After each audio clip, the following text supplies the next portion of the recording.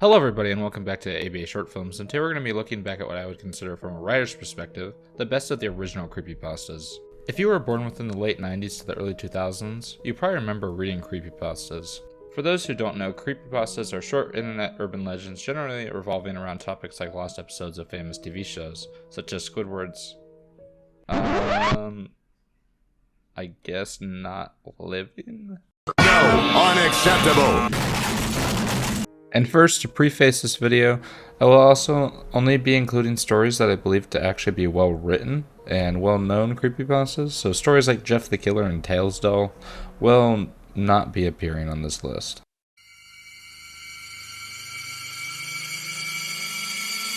And with all that being said, let's get started with the video.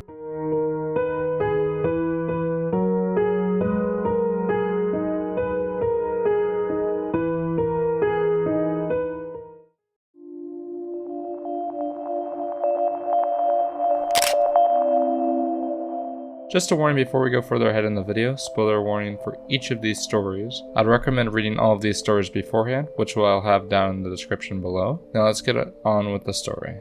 The story is about a programmer named John, who believes the world around him is being controlled by monsters that take over people's bodies. So in turn, he locks himself inside of his apartment, where he slowly but surely loses his sanity, as he is not able to go and see anyone he wants to go see. When he finally pokes out his eyes in order to make sure that whatever creature is out there can't take control of him, he is sent to a psychiatrist's office.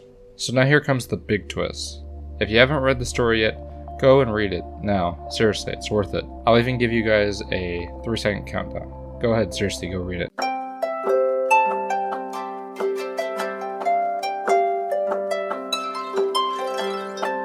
He was right the whole time. It is revealed the psychiatrist watching over him is in fact one of the beings that he was afraid of this whole time. And that twist, if you haven't read the story, is set up so well and so effectively, as although it may have seemed somewhat cliched, you don't actually guess that is what is going to happen. Throughout the whole story, it keeps building up that he's going to be completely insane, but in fact, although he does lose his sanity by the end of it, he was completely and utterly correct. And that is great writing. The story also doesn't have the bad grammar and cliched formulas the majority of other creepypastas have, which is another plus for it. And overall, this is a great read and has held up extremely well, especially in comparison to other creepypastas released around that time. This is a story that generally doesn't need any introduction. Written by Juducible, Ben Drowned is a story that is way too long for me to cover, with some readings of it going over 10 hours. So I'll give a quick rundown of the story instead. Ben Drowned follows Juducible, a guy who buys a cartridge of Majora's Mask from an old man at a yard sale. He finds that the game itself seems like it may be haunted, however. All the while, extremely strange things occur while he is playing, such as a statue from the game continuously appearing behind him, the name of a kid named Ben, which keeps popping up, and his character getting fucked up beyond belief in almost every scene. Throughout the story, one phrase continuously pops up. And the story is brought up to another level with the usage of screen captures that he got out of the game, which he uploaded for all of us to see, and what has been playing in the background for us all to see this whole time. While the story is somewhat cliche, the positives far outweigh the negatives. Therefore, this classic story is quite legendary in its own right and still holds up to this day.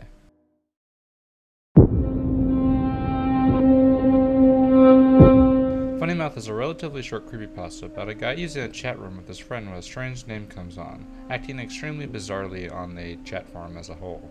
The person's name is Funnymouth, and he behaves extremely strangely, sending bizarre messages, which causes the main character to have multiple nightmares about worms throughout the course of the story. This all leads to him opening his website, blood.com, to find this image, which is just all kinds of fucked up. And then he looks closer at the image, which he finds out is made up all of the word Funnymouth, causing him to have another nightmare. But this time, instead of worms, it's fingers, which cracks his jaw open, leaving it permanently agape, which ends the story off with the guy laughing as he looks at himself, calling the mouth a funny mouth. And I remember when I read this story for the first time as a kid, a good 8 to 9 years ago, I remember it sticking with me, and I can clearly see why. That image that comes along with the story is just disturbing by itself, and the pasta itself is extremely well written and creepy at the same time. Overall, Barely any cliches to see, and the story still holds up to this day. I know everything about you. I know where you live, as I am right behind you.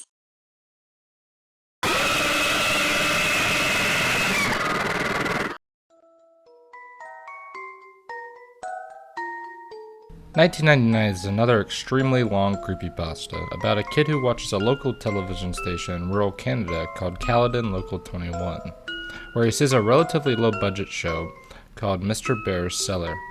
Played by a local man in the town, he becomes infatuated with the show and decides to keep watching, even as extremely disturbing events happen in the show, such as a kid's fingers getting cut off with scissors. Despite all the warnings, he decides to try and visit Mr. Bear. However, when he gets there, police are surrounding the house.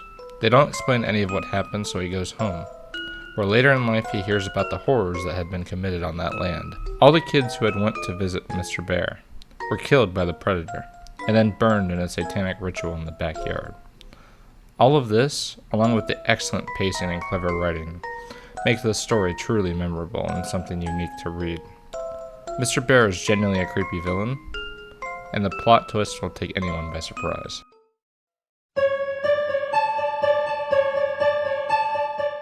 Hey, wait, before you click off the video, I can explain. Oh, brother, this guy stinks! While the writing of this one might not be the best, the originality and creep factor of it are certainly there. For being in one of the most overdone and cliche categories of creepypastas, there's a lot of originality to this story. I think the idea of a character stalking around not really doing anything besides that is inherently creepy as fuck. It gives me a strong G-Man vibe, and the photos that came along with it are extremely well done and creepy. The story behind it is okay. He gets stalked around in the single-player world. He starts noticing weird structures and the character off in the distance. And when he tries to ask people about it in his posts on the Minecraft forums, they're mysteriously deleted. So he tries to talk to Notch, and Notch reveals that he had a dead brother who somehow got into the game.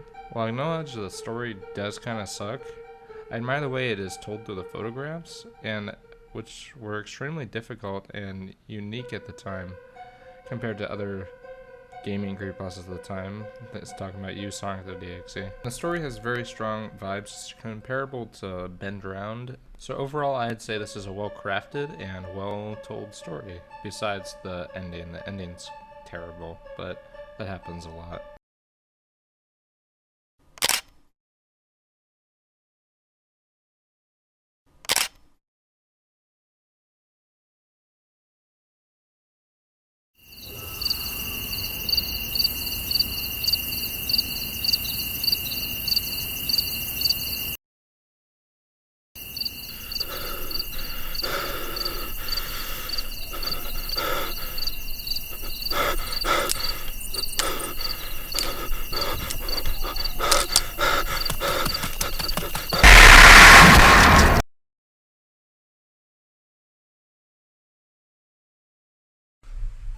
Hello everyone, this is me, ABA Short Films, and I'm just letting you guys know that I hope to be doing once a week again.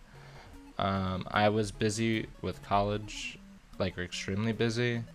I'm still in college, but I'm actually able to work around my schedule now to do this. And I have actually gotten back into the mood of making videos again, and it's allowing me to like work on my editing skills and stuff. And I apologize for that 1 year gap. I feel kind of bad, so I'd like to make it up to you guys with like doing like a lot more of these like heavily edited videos, a lot less of the gaming content, and just an apology for that. And there's also part 2 comes out next week, so I really hope you guys like this. I hope you guys like the analog horror segments I threw in here. I thought you guys would think that's interesting. It is still horror focused. I'm hoping to be releasing more horror stuff coming up. I'm also working on more short films, hopefully, through my school year. And some of the new videos you might notice might be a little less edited. It's mainly because those are the stuff I've made during college. Like the Candyman trailer and the Australian New Wave and the short film I made. Those were all made during college last year. So just let me know what you guys think of those. Let me know what you guys think about these videos all around, and I hope to be seeing you guys in the future. Thanks.